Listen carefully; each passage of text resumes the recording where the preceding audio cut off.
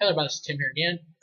Figured I'd go ahead and watch Carrie 2 for the first time in my life and do the review for that right now. Just start off, I really didn't even think there should have been a sequel to Carrie. I don't really feel like that story really needs a sequel, but it's horror, so screw it. If they're going to do one, they're going to do it. So basically what we have here is a 90s Carrie movie. Going to start off, we got this new chick. She's pretty much like a goth chick, and she's also kind of cute, like Sissy Spacek was in the first movie. And you actually find out that she's Carrie's like half sister. They're from the same dad, and you find that out way later in the movie. And I kind of like that little add-on there. For the most part of this movie, it pretty much feels like its own film and not really connected to the first.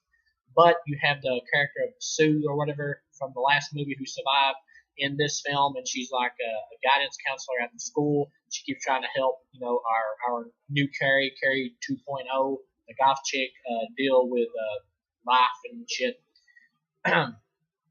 Because at the beginning of the movie, she has like one friend, this is blonde-haired chick, and I know the actor. The actor was also in American Beauty. She was like the hot girl in American Beauty that Kevin Spacey kept wanting to bang. She was the blonde-haired chick. But so you got the football team, right? And you got Jeremy London in this movie from Mallrats, and he plays like the sensitive football player who is against what the other guys do. And you got the football players. You even got one of the kids from friggin' Home Improvement. And all the football players are assholes, but the ringleader is the biggest asshole of the group. And he pretty much influences all the other ones to be assholes. It's like if he wasn't there, you get the feeling that they wouldn't be near as bad. But so what happens is, it's like the dude from Home Improvement who's on the team sleeps with an underage girl because they're playing a score point game of whoever can screw the most women. And he sleeps with her, and he do get the idea that he does like her, but because the main guy of the football team calls her a skank or not very good looking, he decides not to pursue it, and he basically tells her off. And she's a really depressed girl, and this is like the first, she thought the guy she slept with or whatever, and she thinks she's in love with him. She thought he actually cared about her. So when she finds out he's a bunch of shit, she kills herself. Okay. And when you see her like jump off the building, man, it don't hold back, and she's like flying down, and all at once she just like smacks right into that car. I was like, damn. But after that, Jeremy London starts seeing how his friends act, and everybody, the preppy kids, and how they, don't care about that girl even though she's dead. The movie does exaggerate a little bit. This being like in the 90s, more a current film. Like right after she hits the car and is dead, this dude runs up over the camera and he's like, I gotta record this. I'm like, man, I don't think anybody would be that cold-hearted. That's a little exaggerated. But also, if some dude ran up to like a dead girl's corpse and he had his camera and he's like, can't wait to get a cut of this, I'm pretty sure that at least one or two people would probably like smack the shit out of him. But that's just me. But anyway, so she lives at home, and this her step parents or adopted parents or whatever. Well, because her mom also has mental problems like Carrie's mom from the first movie, which is a stretch, and that shouldn't have been done. But I do like the beginning of this movie. Her mom's like went crazy. She's like painting all the walls and shit in red, and she actually gets arrested and took to a mental institution because she's batshit crazy. But yeah, I don't like that. You could have left that out. Could have just had her die or something at the beginning of the movie and just left that out. But get back to the film here. The film, it's its own story, but at the same time, it has too many callbacks to Carrie. Like when it was its own story, I was enjoying it more. But then it would just call back to Carrie, and I'd be like, "Come on, fucker, let's get back to your story." Like the Sue woman who works at the school, basically what it is because she's still traumatized from trying to help Carrie from the first movie, and it didn't work out. So she still wants. So when she sees another girl who's having problems, she wants to remedy that. She still has that hole in her, that loss. So she wants to really help this new girl who's suffering from problems in school as well now. She's still traumatized by the loss of not being able to help the girl from the first movie. Another stupid thing is at the end of the movie, she wants to prove to this chick that Carrie's dad is her dad. So she thinks that will get her to listen. So she breaks like her mom out of jail, which is or the Nut House, which is a really far-fetched leap there. It really shouldn't have been done. Another funny thing is the Nut House in this movie is called Arkham. Somebody that worked on this film was a Batman fan. You ain't gonna bullshit me on that. But she breaks her out of the Nut House and she takes her to the party where the chick's at. She's wanting to come in there and tell her, but then when all the massacres going on at the end of the movie, like a poker that goes flying, like goes through this dude's head, comes out his eye and goes through the door and hits Sue through the face and just kills her. And that shouldn't have been done, because I'm fine if they want to kill her character, but she should have died in a way that fit the story. Just a random, like, accidental kill that didn't even mean anything, because she's nice to the chick in the movie, and the chick doesn't want to hurt her or anything in the film. The goth chick doesn't. So it just kind of feels like it's thrown in there for some reason, for no reason whatsoever. It's just really stupid. It just felt like a waste. And Jeremy London starts falling for the goth chick, and you get some really sweet moments between the two where they're like getting ready to sleep together, and she's like, "I'm a virgin," and he's like, "We don't have to do this," or whatever. You get some sweet moments between the two, and Jeremy London is likable. He's a likable presence and a likable actor. But yeah, another thing is the chick in this one is even, I would say, slightly better looking. Not as cute. Well, I would say, well, the girl in this one is pretty. The goth chick is, and it's like they're not. The preppy kids at school aren't being mean to her because because she's ugly. It's because it's a social class thing. It's like when Jeremy London starts trying to hook up with her, it's like they look down on that because they want him to only be with like a cheerleader or some shit, you know. It's a social class thing, and I know in real life there are schools where like the preps, the punks, like punk kids fight and stuff and shit. I know there's actually even been killings at some points. But yeah, it's basically what this movie's going for here. It's a social class thing. Her like step family or whatever that are taking care of her, they're not like as bad, anywhere near as bad as Margaret White was in the first movie, Piper Laurie, but they're still not very good either. The reason I think they toned them down is because if they were as bad as the chick from the original movie, they would get hauled off in the Nut House in real life, honestly, in the 90s anyway. The last movie could get away with it because it was the 70s. This being the 90s, you get like even the slightest hint of psychoticness and child abuse, and somebody rats you out, you're probably going to the wacko asylum, honestly. But you get a hilarious line where the guy and the woman who's taking care of her, the chick's like, "Be nice to her, Fred," or whatever the dude's name is, and he's like, no. She goes. She probably won't be with us much longer. Her mom's getting better. And then the guy goes, "Well, there goes our $600 a month." I couldn't help but fucking crack, get a smile at that. But so you know, what happens is her friend has committed suicide. She left a suicide note informing people about why she did it. And because she was 16 when she slept with the football player dude, the guy from Home Improvement, you know, the cops want to get his ass for statutory rape, and he wants to get rid of any evidence. So the main head of the football team, who's the biggest dick in the movie, he wants to get rid of it. So he like comes to the goth chick's house, and he has like where they're like running around fucking with her, and they got brass knuckles on and everything. They're like terrorizing her, and you know, so it makes you dislike him even more. Another bad thing in this movie though is that every now and then there's like an artsy thing by the director where shit will just turn black and white for no damn reason. Like at first it's kind of cool because it seems like it only turns black and white when she uses her powers, but then it just starts doing it all the damn time. You're like, what the hell artistic sense does this make? None. And it's overkill. I wish this whole movie would have just been straight color and none of that black and white shit. They should have took that out because they didn't do anything that made any sense with that artistic, you know, idea. So it just becomes convolution. So, but at the end of the movie, basically the head of the football player team or whatever is lying, and it's obviously setting Jeremy London up. He's like, "We can work things out, man. It's okay that you're dating her."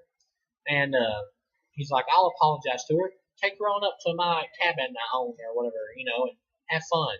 And he goes up there to sleep with her, but of course he had the whole place rigged up with cameras. They videotaped the whole thing, and they're gonna humiliate her with a sex tape. And then they get to the end of the movie, and she's at the party of the football team, and they're all there, and they're acting like they're gonna be friends with her. And he even apologized to her, which she forgives him a little bit too easy. But you get the idea that she does it just because she wants to be done with all this chaos. just move on and stay with Jeremy London and make not upset shit. But then they turn the videotape on after they build up like a friendship with her, pretending to be friends with her, and it's like everybody in the whole school that's there at the party sees it. Another thing is fucking Finch from American Pie's in this movie, and when the party starts going bad, he gets a horrible moment where the camera focuses on him, and he's like, "Oh, looks like we missed a killer party." And I'm like, "Hey, that was bad." But and then like she starts trying to leave, but then they start.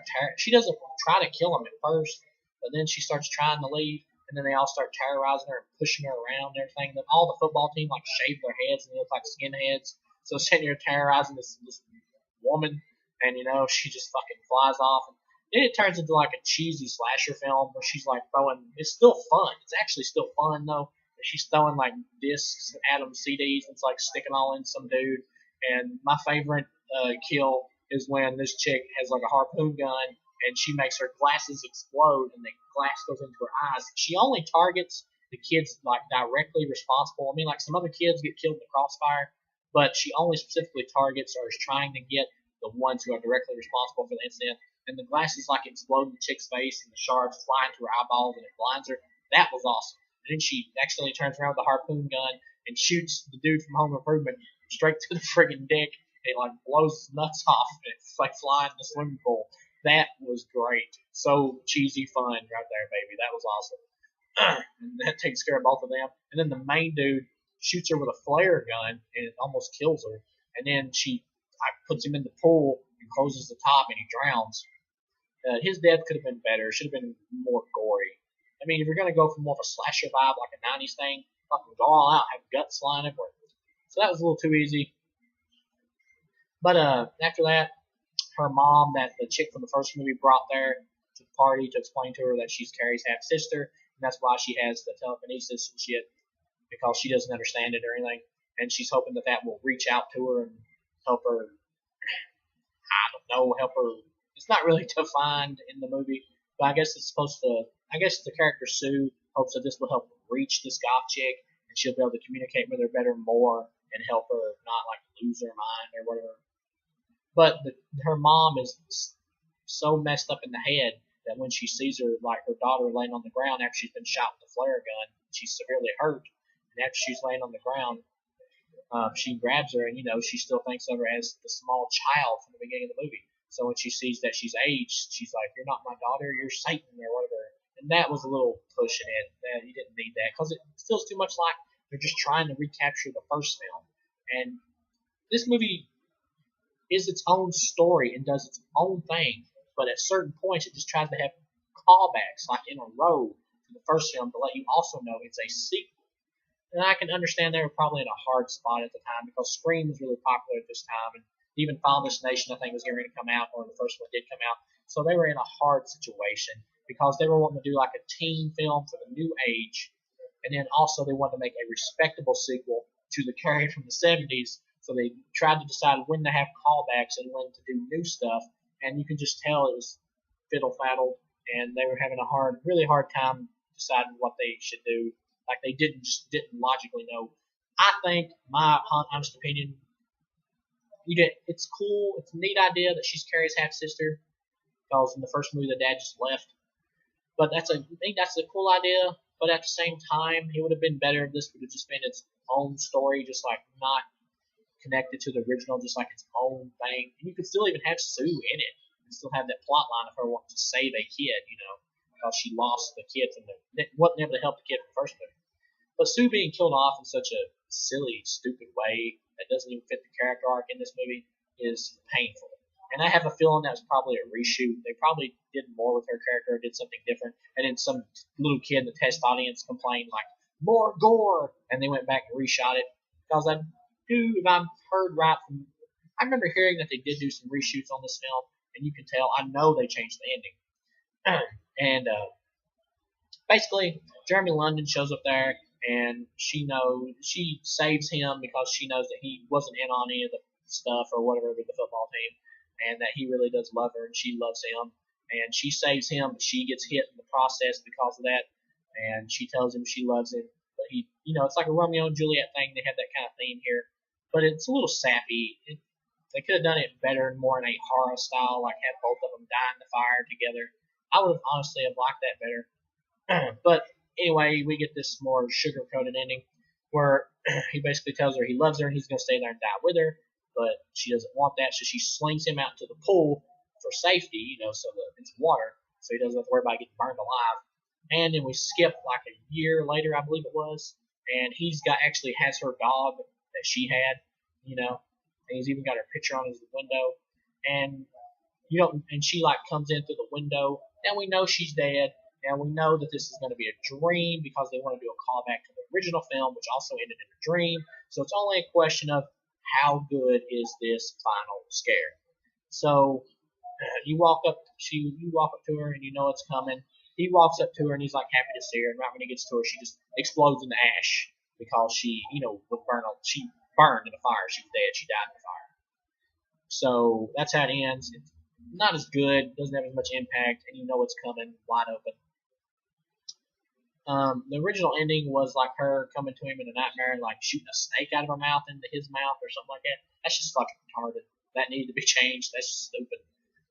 This fits more of the Romeo and Juliet thing because he wakes up and he's like sweating, He looks over at the dog and then he looks at the mirror. Jeremy London does.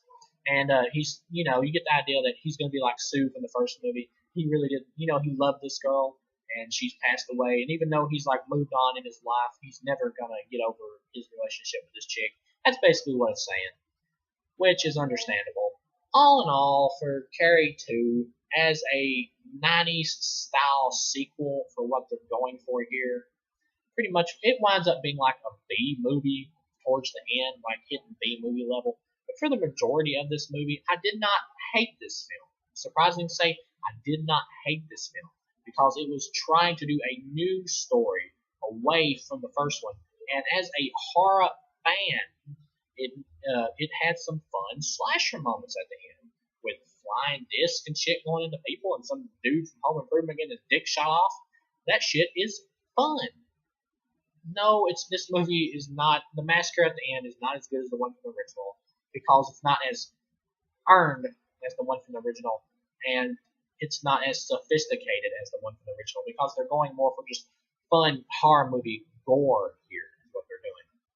This is more, Carrie 1, the original was like a horror tragedy, like a tragedy drama horror film. The tragedy and drama really came first before the horror in that film. Here, this is more of like a 90s teen horror film. A 90s teen love story horror film is what we get here. So it's just not as appealing as the one from as the original film. It's not as tragic. It's not as well written. It's fine acted. Jeremy London and the goth chick, whoever plays her, I have no idea. They do fine. It gets cheesy at times. That's because of it just becomes a slasher film by the end. It's not as sophisticated as the original film, is what I'm saying. So all in all, this is a 2.5-star film. This is an all right movie. But my bottom line with this film is, even though it's got some fun slasher moments and the actors are likable and it does the right thing of telling a new story, it has a lot of weaknesses. It just references the original way too much. The black and white stuff is fucking retarded. Way too much black and white in this movie. Way too many flashbacks to the original movie. Like whenever Sue's around, there's like flashback, like 3 at a time to the original movie. But the majority of time, she's not in the movie a truckload. So the majority of time, it's its own story, which when it's better as its own story. As a matter of fact, you could go and do a fan edit of this film, cut Sue completely out of the film, along with, that would take care of all the Carrie flashbacks, and this film would be its own fucking story, and it would be better. It would be a better sequel. So it's not as tragic because this girl's not as mousy or whatever, or as shut in as Sissy Spacek from the original movie, because this chick has confidence. She's just a loner, like a depressed person that just wants to stay out of the class, be back and back, not have anything really to do with anybody except people who are like her. and it's falling in love with this Journey to London's character that helps her come out and want to mingle with other people like the preps or whatever, and it all goes to shit. So yeah, it's an all right movie. It's a clear '90s film. It's a 2.5 star movie. It's an all right movie. I can watch this, kill time with it. Will I ever watch it again? No, I won't. Not because it's terrible. This was better than I expected. I was nicer to this film when I watched it because I could tell there was legitimate effort put into this film to make something of quality. This is an all right film.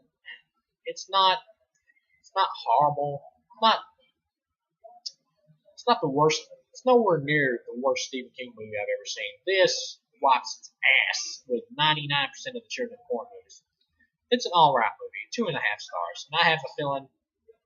And I'm also kinder to it by giving it 2.5 because it's its own story. That's what I like, and that's why I fear I'm going to hate the next two movies because they are both remakes. They are the same damn story again and again. So I'm really not looking forward to those two. So I will see you guys again with Carrie 2002.